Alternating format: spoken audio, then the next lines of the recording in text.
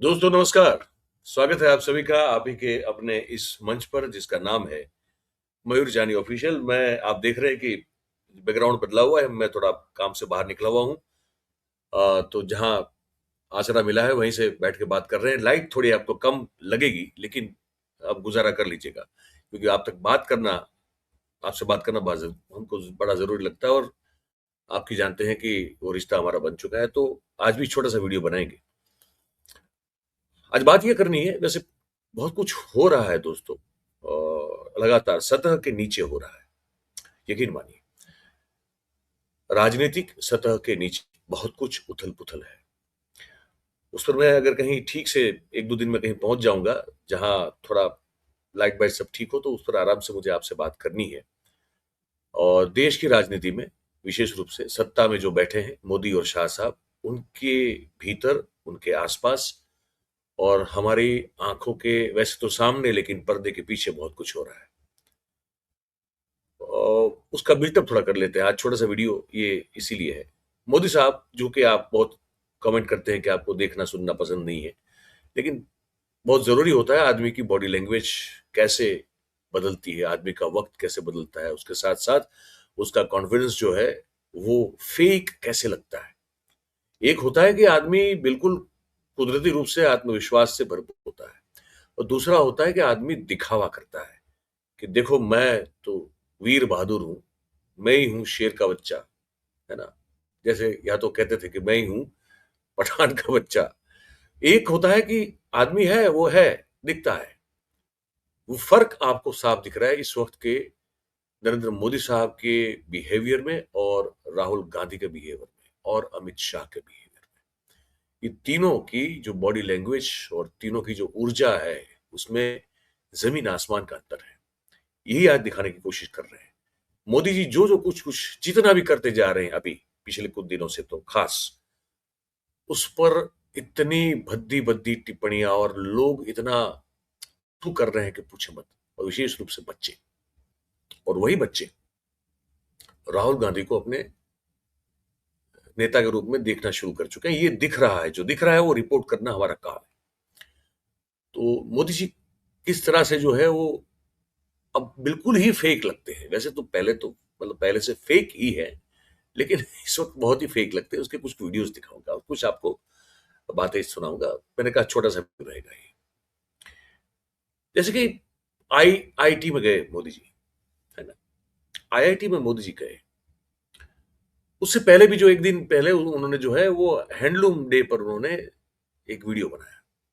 पहले वो वीडियो आप देखिए, और उनको आप जैसे देखेंगे समझ में आ जाएगा कि आदमी अंदर से वैसे चरबरा चुका है एकदम सा, लेकिन चेहरा जो है वो बहादुर और मजबूत दिखा के ऐसी बेमतलब की फालतू बातें कर रहा है जिसके किसको करने की कोई जरूरत ही नहीं है। इस देश के प्रधानमंत्री को तो बिल्कुल नहीं है, लेकिन कर रहा है। तो वो हैंडलूम डे पे जो उन्होंने बात की ना, फिर जो युवाओं ने, जो जैन जी ने जो हैंडल घुमाया इनका, उसके बाद जो कमेंट्स और बहुत सारी वीडियोस पे जो कमेंट्स आ रही, उसका एक वीडियो दिखाऊंगा, पहले ये देख लीजिए। 7 अगस्त हमें भूलना नहीं है। 7 अगस्त 1905 को देश की आजादी के लिए स्वदेशी आंदोलन का प्रारंभ हुआ।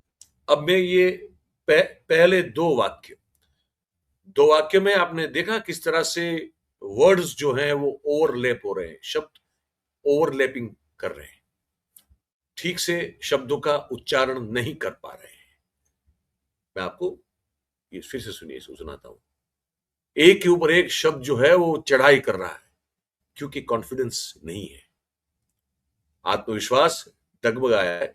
देखिए आप इसको सुनिए।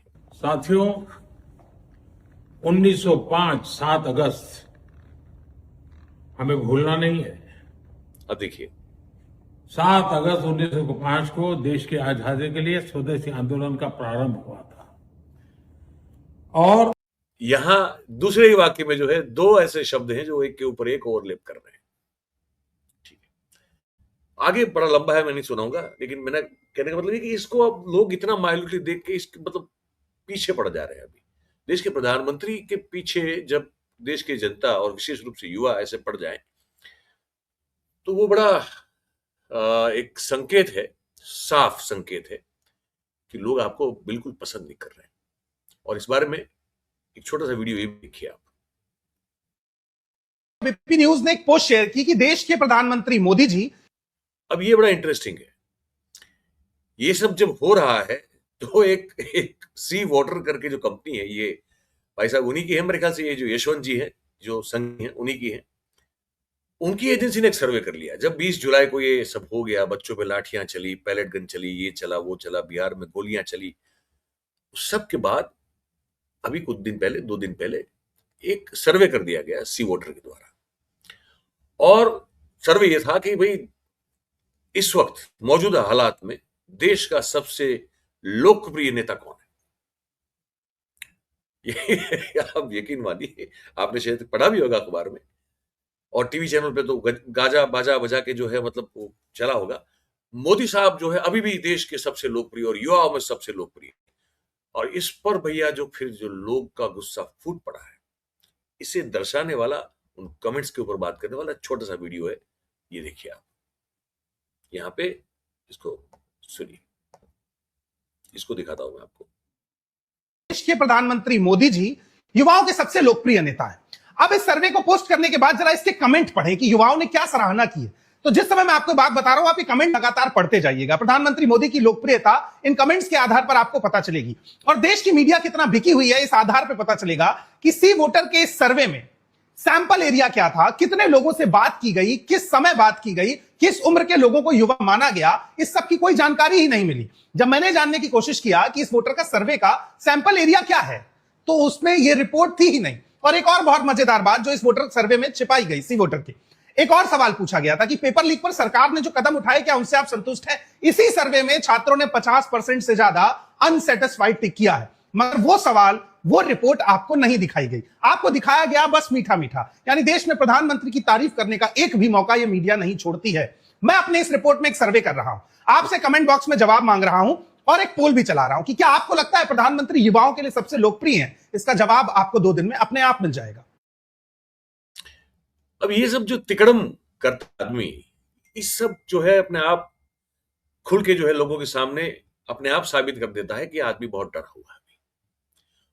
और अब हो क्या रहा है मैं आपको बताऊं कि जो इनके जो भोंपू थे ना, ये सब जो उनका उन्हीं का रिकॉर्ड चलता था, ये सब चैनलों पे एंकर एंकरानियां, ये सब अब क्या हो रहा है कि उन पर भी प्रेशर आ रहा है कि भैया आप अब इतना तो बहुत, मतलब कि सीमा, हर सीमा आपने पार कर दी है।